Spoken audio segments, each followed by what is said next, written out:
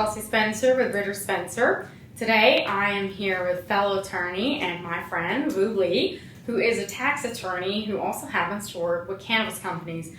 Vu, can you tell our viewers a little bit about first what you do and then what you do in the cannabis industry? Well, certainly. I want to say first off, thank you for having me here. And what I do for the cannabis industry is I basically serve as like a tax consultant. I work with businesses and investors who are in the cannabis industry, and I let them know about the various tax code that you're going to face. So speaking of the tax code that they're going to face, here in the U.S., are there any regulations or laws that affect cannabis companies when it comes to taxation? Yeah, and there are a few, but definitely on top of everything is going to be 280E. 280E is the big one that it really only affects the marijuana at this time because we just see such an abundance growth in this industry. The second ones you're going to face is 471.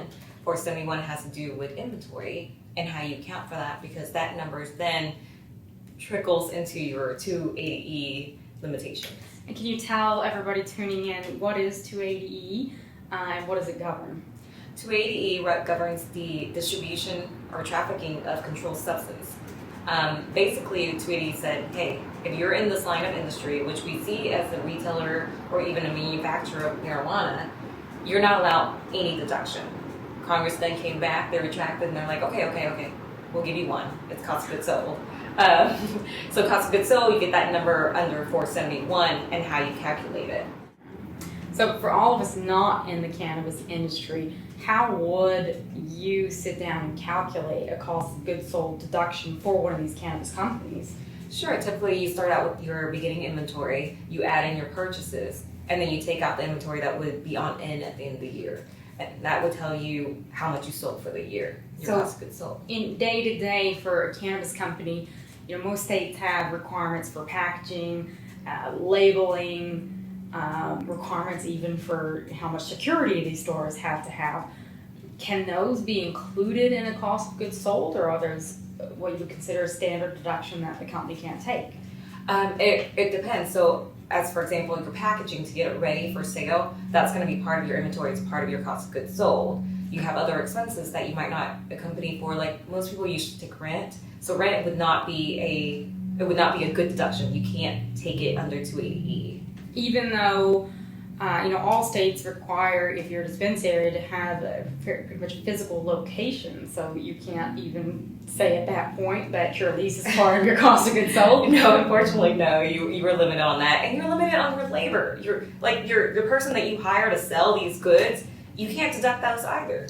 So without the benefit of all of these deductions that standard businesses receive, which is, like you said, labor, if you go and have a client dinner, you can deduct that. The cannabis companies being subject only to cost of goods sold, what is about the average tax rate or average tax percentage that you see these companies subjected to? We've been seeing around 70 to 73%. So if I let's say I own a medicinal dispensary, and I have sold $1 million worth of goods, and I, again, far from tax professional, but we'll just say gross $1 million goods. I'm going to pay the IRS about $700,000 in taxes. That is where we're standing right now. So how are these entities affording to operate when they have to pay the bulk of their income back to the government? I think at this point, and I think it's very common with various fields in the marijuana industry, is that we're betting on the future. We're betting that we're going to have this head start as soon as marijuana gets legalized at the federal level. So if you already have your distribution out there and you're building these customers and they're coming in, when that thing drops and you're allowed to take other deductions and you're limited by 280E, that's when we're going to see the growth. And so what do you see as the future of cannabis taxation? Is the IRS going to relax 280E, or is Congress going to potentially step in here and say IRS, we instruct you to exempt cannabis companies from application of 280E? I think what's going to end up happening is the IRS has been winning almost every single case, so I don't see them letting go of this cash cow. I do not see that this is not going to last. I feel like where we're going to see the break is when Congress goes and they're going to legalize marijuana, at least on the federal level, because a lot of states already have. So many of us in the industry, when a cannabis company comes to us, we advise them to set up two entities. Let's say they've got two LLCs. We say to a standard S corp for the non-plant touching enterprise, and then have a C corp due to some bankruptcy implications that buys the seeds, that actually pays to package those goods. Is there any benefit to doing that? And then are there any cases that have been interpreted that type of structural setup? There are great benefits, and I'm going to give you the same answer that we always give in law school exam is it depends. And it's definitely great to bifurcate and segregate out your different line of business. Where we typically see is that you have an S corp providing management responsibilities to the C corps, and they're stripping the income out.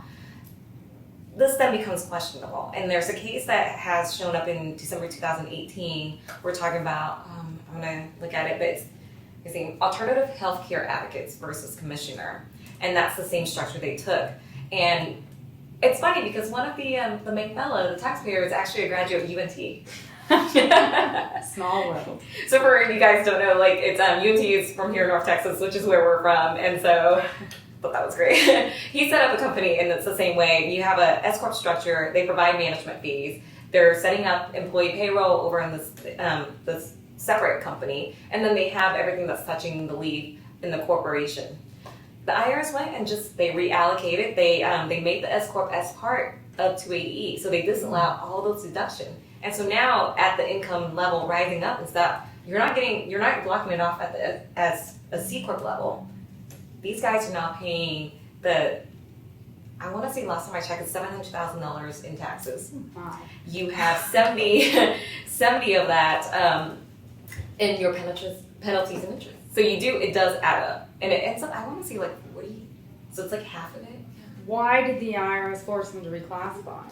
Because they felt like it's not a separate line of business. You're really now you're taking 280 and you're trying to sway around it, and that's not the policy behind it.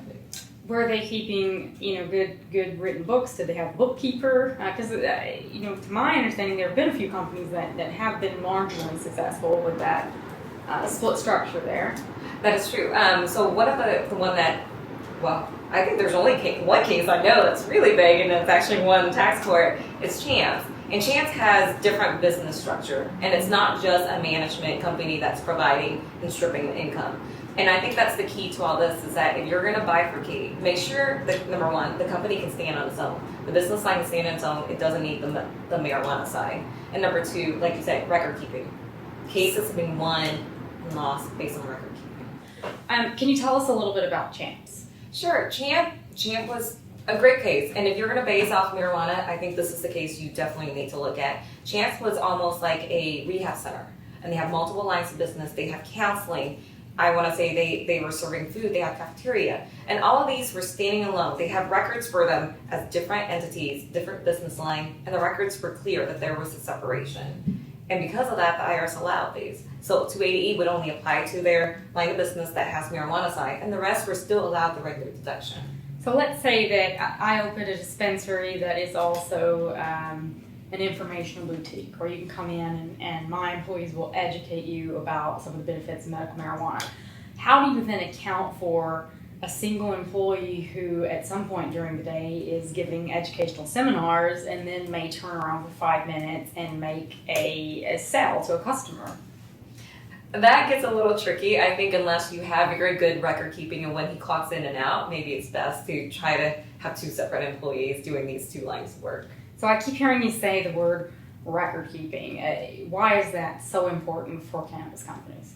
It's important for cannabis company because a lot of times, like I mentioned, 280 restricts you on what you can take as a deduction. A lot of these cases, the people just aren't keeping up with their records and they don't know how much the cost of goods sold are.